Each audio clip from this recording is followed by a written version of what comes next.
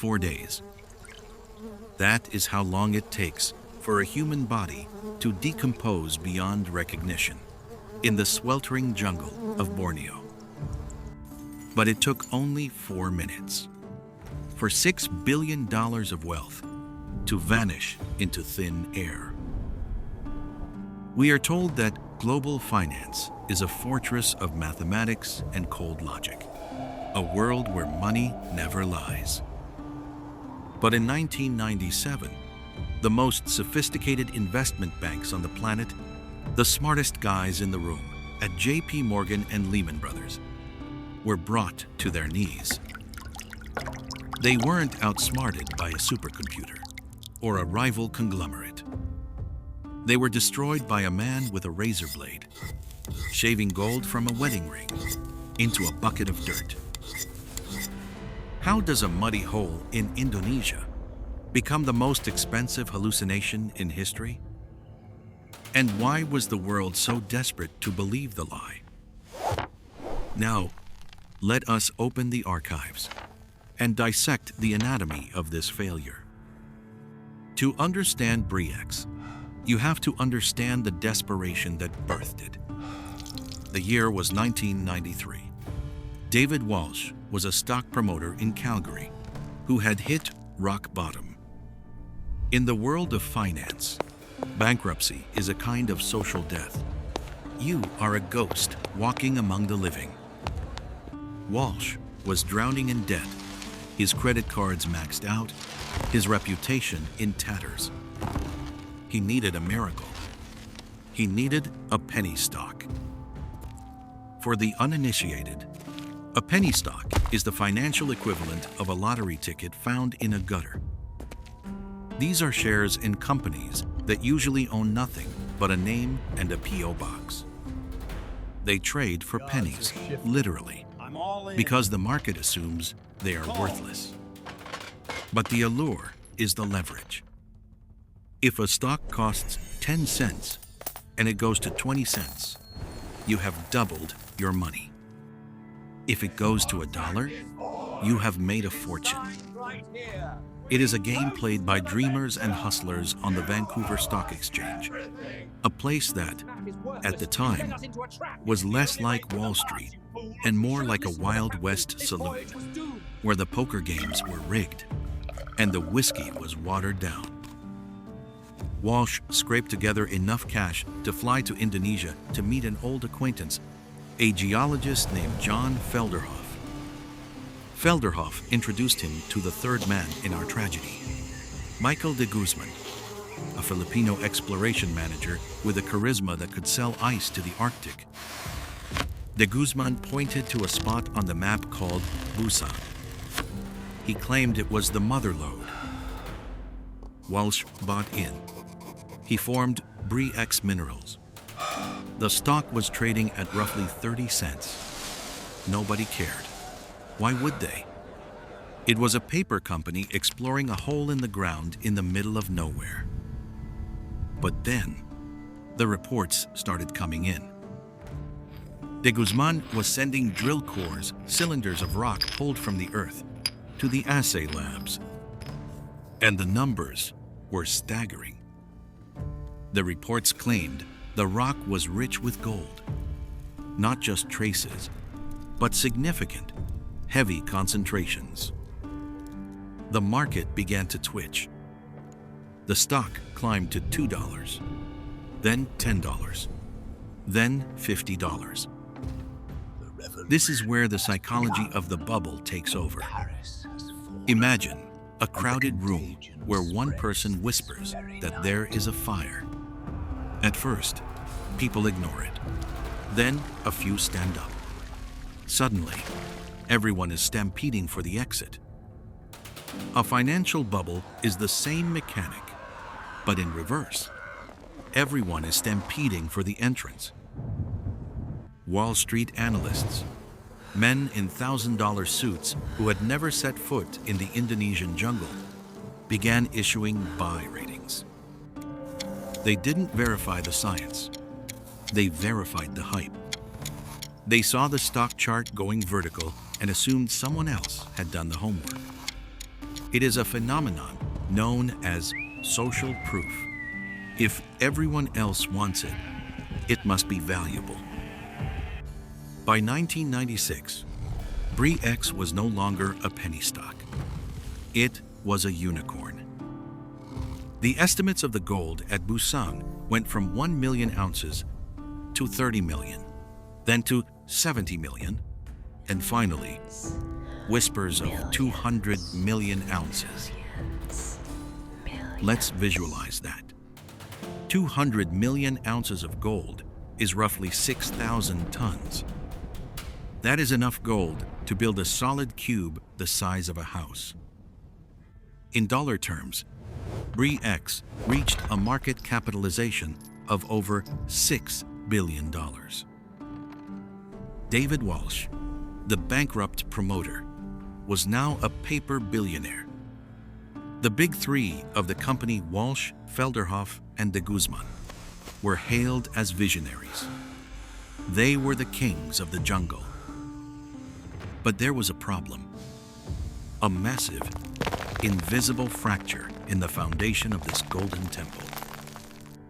The entire $6 billion valuation rested on the word of one man in the jungle and a series of crushed rock samples that seemed too good to be true.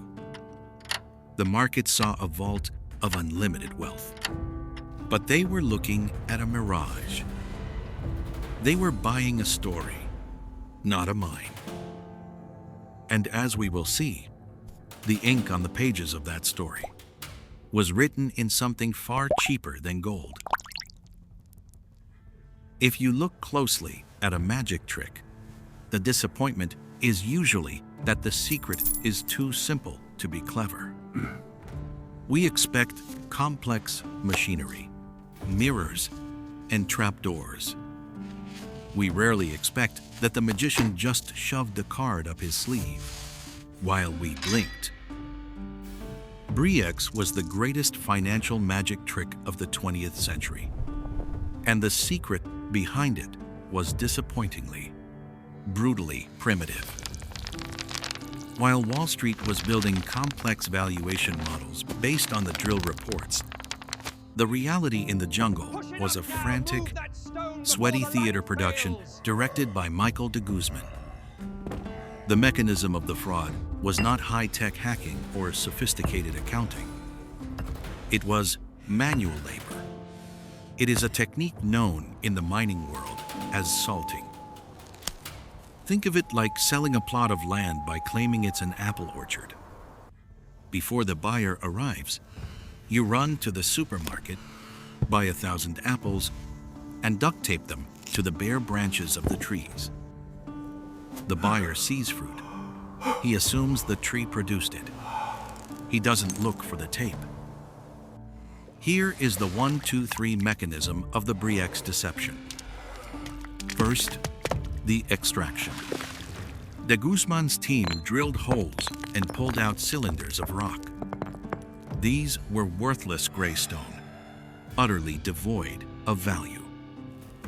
Second, the seasoning. Before these samples were sent to the independent assay labs, the places that verify the gold content, they had to be doctored. In the beginning, it is believed they used alluvial gold. This is gold dust bought from local panners in the river. They literally sprinkled gold dust into the crushed rock samples. It was reverse alchemy. They turned money into rock, just to turn that rock into a stock worth billions. Third, the escalation. As the claimed size of the deposit grew, they needed more gold to keep the lie going. River dust wasn't enough. The story goes that de Guzman began shaving gold off his own jewelry. He filed down wedding rings and trinkets, mixing the shavings into the samples. The geological tell was staring everyone in the face. Gold found inside rock, hard rock gold, looks different under a microscope than gold found in a river, alluvial gold. River gold is rounded and smooth. polished by thousands of years of tumbling in water.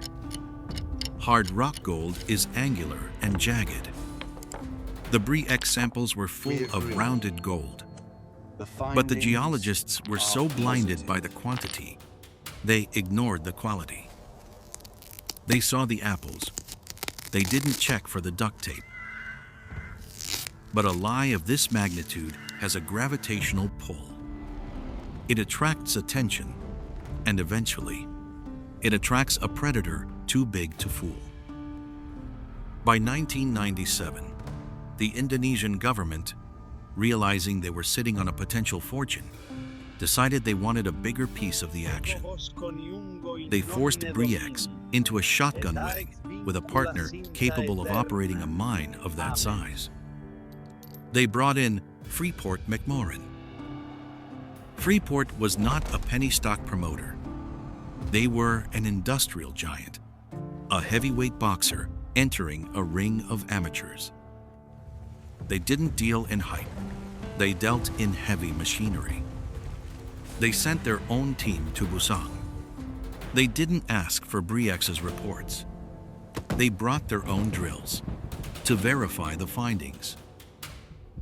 This was the moment the flashlight was turned on in the dark room. The panic inside the Bre-X camp must have been suffocating.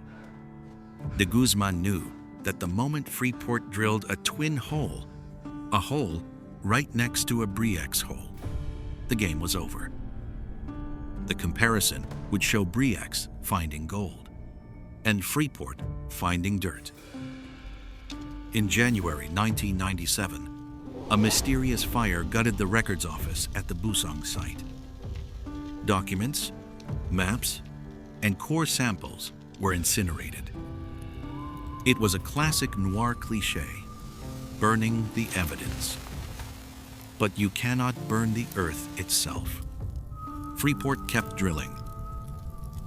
The climax of this tragedy arrived on the 19th of March, 1997. Michael de Guzman was summoned to meet with the Freeport executives to explain the discrepancies. He boarded a helicopter in Balikpapan, bound for the mine site. He never arrived. According to the official report, 20 minutes into the flight, while the helicopter was churning through the humid air at 800 feet, pilot heard a noise. He turned around to find the door open and the seat empty. Michael de Guzman had exited the aircraft. A suicide note was found in his bag, complaining of stomach pains and illnesses, claiming he couldn't go on. 4 days later, a body was found in the jungle. It was decomposed and scavenged by animals, identifiable only by clothing and a thumbprint. To this day, conspiracy theories swirl that de Guzman didn't jump, that the body was a plant, and the man himself walked out of the jungle with bags of cash, vanishing into the anonymity of the world. But whether he died or fled, the architect was gone. The silence he left behind was deafening. Freeport McMoran released their findings on the 4th of May, 1997. The report was dry, clinical, and devastating. They had drilled the same ground. They had tested the samples. The result? Insignificant amounts of gold. The translation? 0. There was no vault. There was no mine. There was only a hole in the ground and a mountain of lies. The stock, which had traded at nearly $286 split adjusted at its peak, crashed to pennies in minutes. Pension funds, retail investors, grandmothers, and gamblers, everyone who had bought the ticket to the golden age, watched their wealth evaporate. $6 billion of value vanished, as if it had been thrown out of a helicopter door. The illusion was over. The reality had arrived. When the gravity finally took hold, it crushed everything. The collapse of Bre-X wasn't just a bad day on the market. It was a financial extinction event. In a matter of minutes, the Toronto Stock Exchange, previously the proud host of this golden darling, became a crime scene. The ticker symbol, BXM, transformed from a badge of honor into a scarlet letter. The fallout was immediate and visceral. It wasn't just hedge funds that bled. It was the retail investors, the teachers, the retirees, the taxi drivers, who had poured their savings into the dream of Busang. They stood outside brokerage offices, dazed, holding worthless paper that, days earlier, had been their retirement, their children's tuition, their escape hatch. But in the noir world of high finance, punishment rarely fits the crime. The ending of this story is not one of justice served, but of shadows lengthening. David Walsh, the man who started it all with a maxed-out credit card, never saw the inside of a jail cell. He claimed total ignorance until the end, painting himself as the biggest victim of de Guzman's fraud. In 1998, just a year after the collapse, he died of a brain aneurysm in the Bahamas. He took his secrets, and whether he truly knew the gold was fake, to the grave.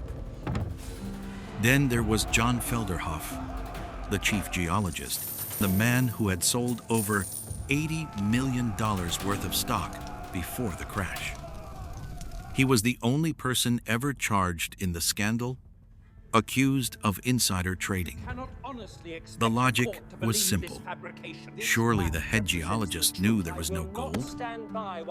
The trial dragged on for years. In the end, Felderhoff was acquitted. The defense was a masterclass in cynicism. They argued that he wasn't a crook, he was just incompetent. They successfully claimed that he, too, had been fooled by de Guzman. He walked away a free man, retiring to a life of luxury, while the investors who believed in him were left scraping for pennies. So, what is the lesson of Busang? It is easy to blame de Guzman's salting or Walsh's promotion, but the true culprit was not a person. It was a mechanism inside the human brain. Bre-X happened because we wanted it to be true. The market was so hungry for a miracle that it turned off its immune system. Geologists saw the rounded gold and stayed silent. Analysts saw the impossible charts and doubled down. Greed acted as a collective blindfold. The fraud revealed a terrifying truth about value. It is a shared hallucination. Gold is valuable because we agree it is.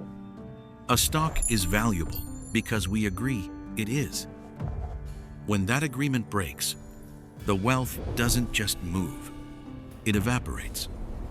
It ceases to exist. The jungle has since reclaimed the Busang site. The drill holes are filled with mud. The scars on the earth have healed. There is no gold there. There never was. But somewhere, perhaps in an offshore account, or perhaps in the ghostly ledger of what might have been, the cost of that illusion is still being tallied. We build these towers of paper, convinced they are made of steel, forgetting that the foundation is always, ultimately, human belief. And belief is the most fragile currency of all. Because in the ledger of history, every debt must eventually be paid.